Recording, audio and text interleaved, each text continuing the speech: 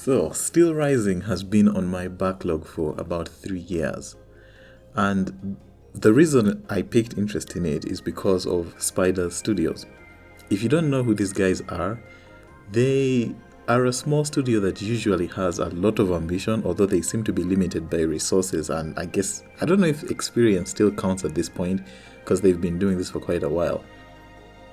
But definitely, I've always personally been interested in their games. All the way back from 10 years ago.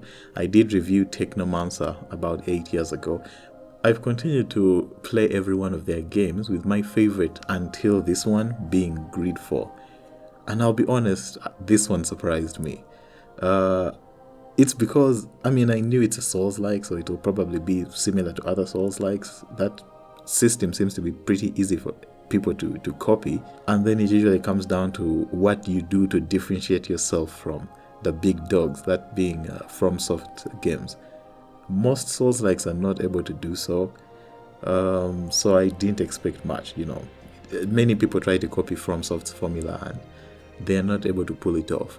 Now, this game does not succeed in that area. The combat, no, not really.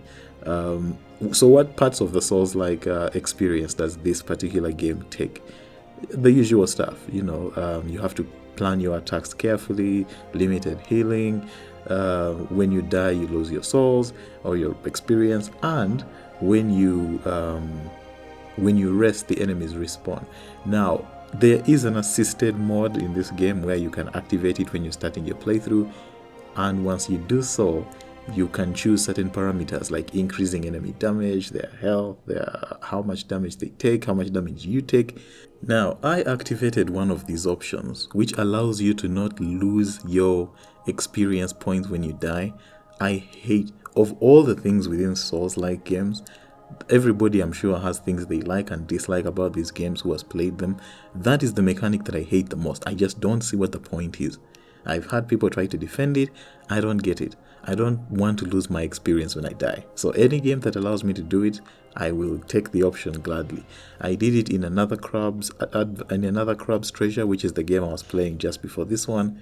I did it I didn't have to do it in Black Myth Wukong because Black Myth Wukong does not have that mechanic at all. When you die, you simply die.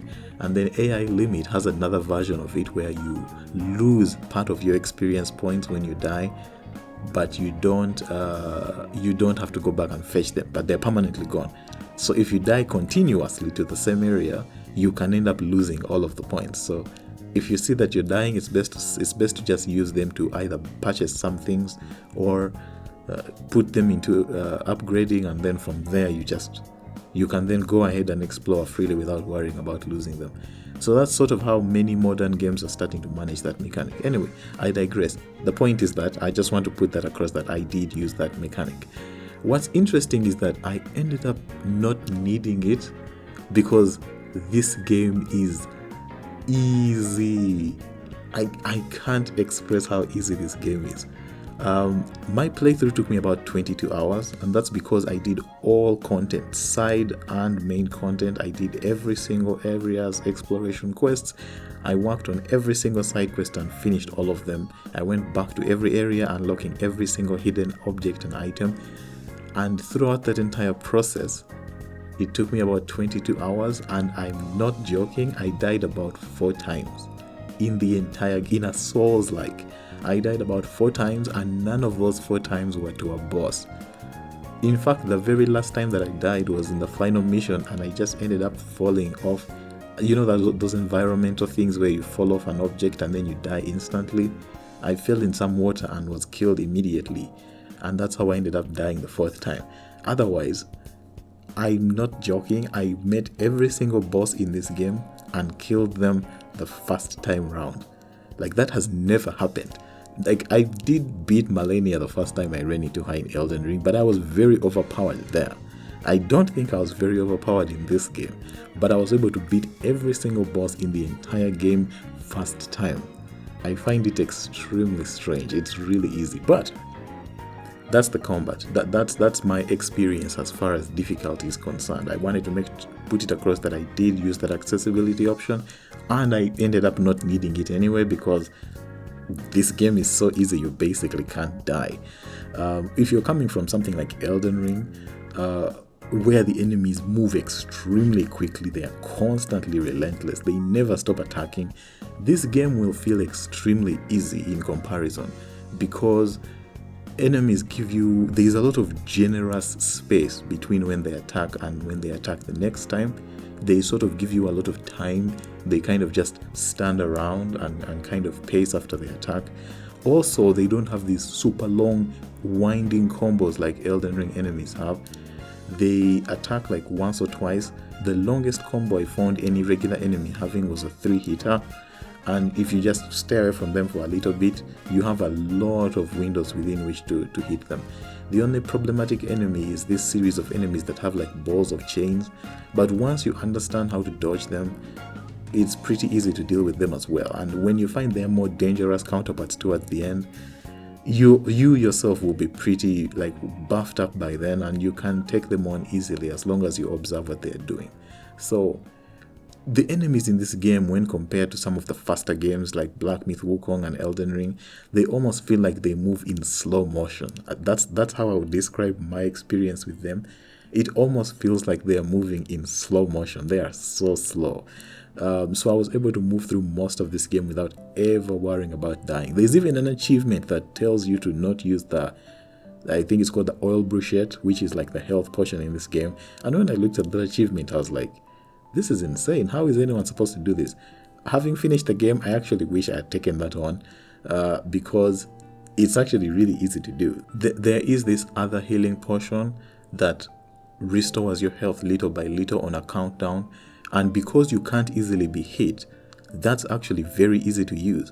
All you have to do is just activate it and not get hit for a while. You can easily make it through the entire game with just that without ever having to worry about the actual main healing option itself.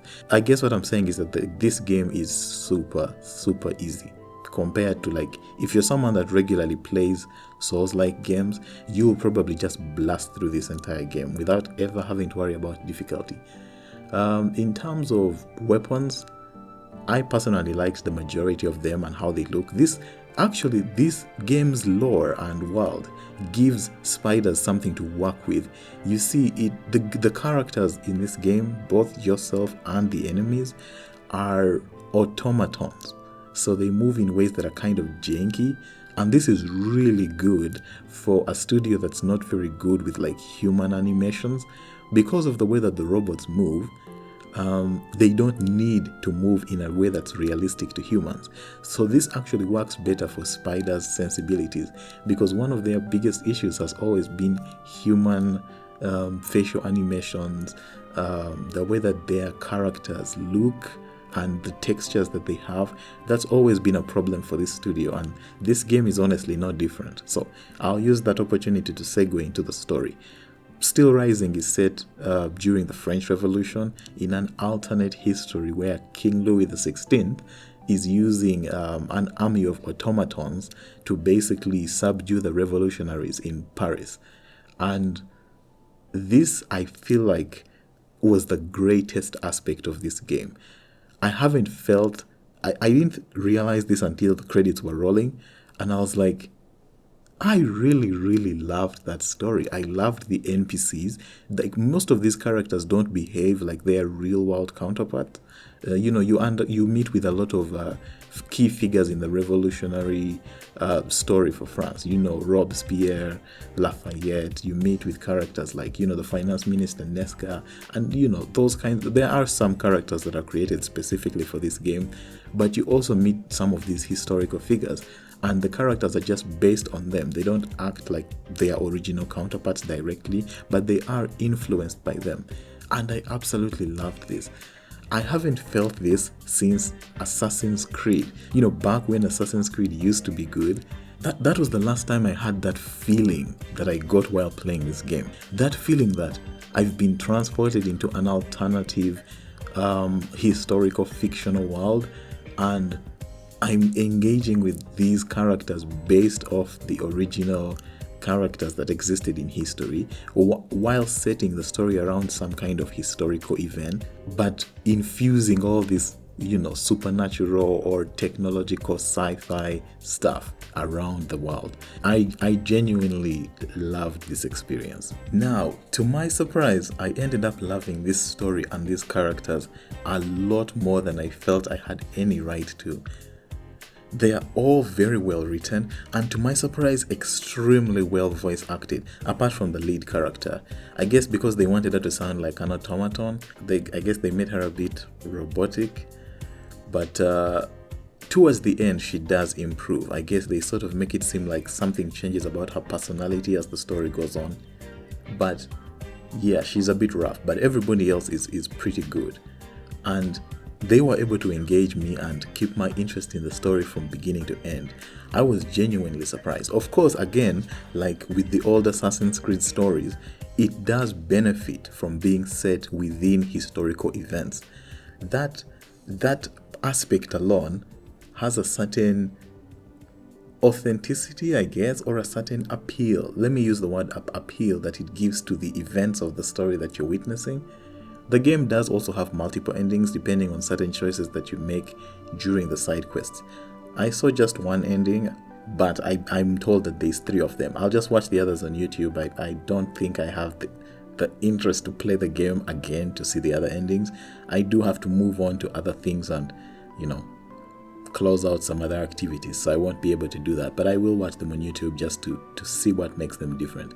The game somehow manages to create characters for you to care about, and the more you invest, if you do end up playing this game, I would suggest that you take on the side stories, because they do reveal extra context, sort of like in Hollow Knight. You can make a beeline straight for the end, or you can check out a lot of side material that will give you another ending and give you more context to what's going on. This game is sort of like that. You can make a straight beeline for the end, but you will be missing important context that could limit how the options you have towards the end. So if you do a lot of side quests, then you'll have a lot of options available to you when it gets to the end. So yeah, in order to get full context for everything that's happening, I would encourage you to play the side quests should you decide to play this game. So in the end, I was genuinely impressed by this game. It's a simple game, it's really fun, it's really basic in terms of Souls-like mechanics. It's not the most complex, as I mentioned, in terms of combat. I would recommend this game to people who are casuals. If you don't really like the brutal difficulty of Souls-likes, I think this game is actually a very good choice to go with, because it's pretty easy compared to other Souls-likes. It has a pretty good story. It has very decent and actually very enriching side content. It also has fantastic music. That's another thing that surprised me. The score for this game is really, really good. Yeah, I guess that's my overall thoughts. Spiders really surprised me with this one. I wonder if they'll be able to pull off the same thing with Gridfall 2, which they're currently working on. I look forward to seeing how that turns out. But as always with this studio, I'll be checking it out. Maybe not immediately, but definitely at some point.